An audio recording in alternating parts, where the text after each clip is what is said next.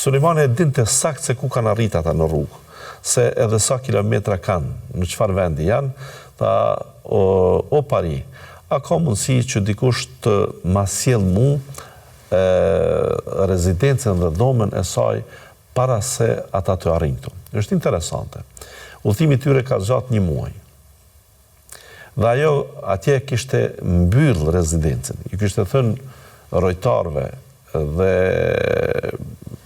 njerëzve të afërt të saj që askush të mos hynte, askënd të mos e lejonin që të hynte aty derisa ajo të kthehej. Thot, kush ka mundësi që të ma sjell mu atë pallatin e saj njëjtë.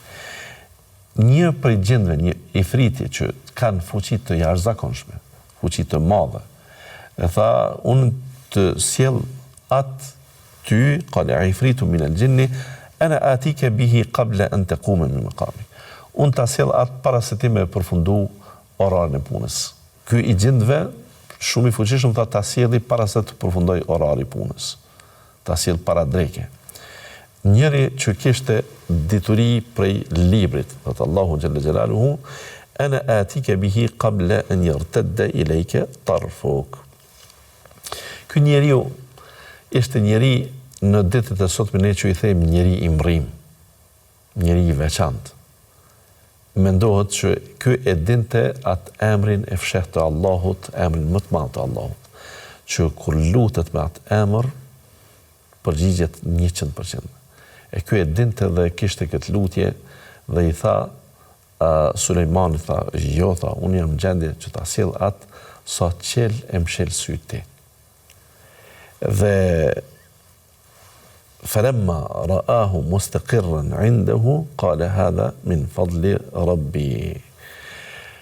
Dhe në fakt Sulejmani autorizoi, tha, mirë, ma sjell pra pallatin që të kemi një ditë para vetes kohë, jo disa orë para se të mrin ata.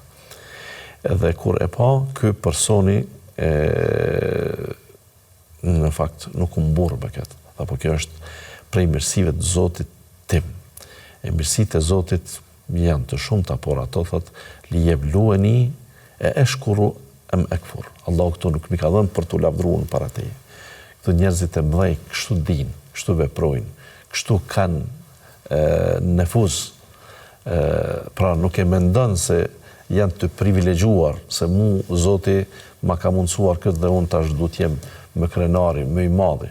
Pra gjithë ata, edhe Sulejmani, edhe më të pushtetshmit, që kanë pushtet, do atë t'ja nënshtrojnë Allahu xhalla xjalaluhu, e jo me atë të mburën dhe të bëhen sikur faraonët që kemi shpjeguar më herët, apo despotet e tjerë të historisë.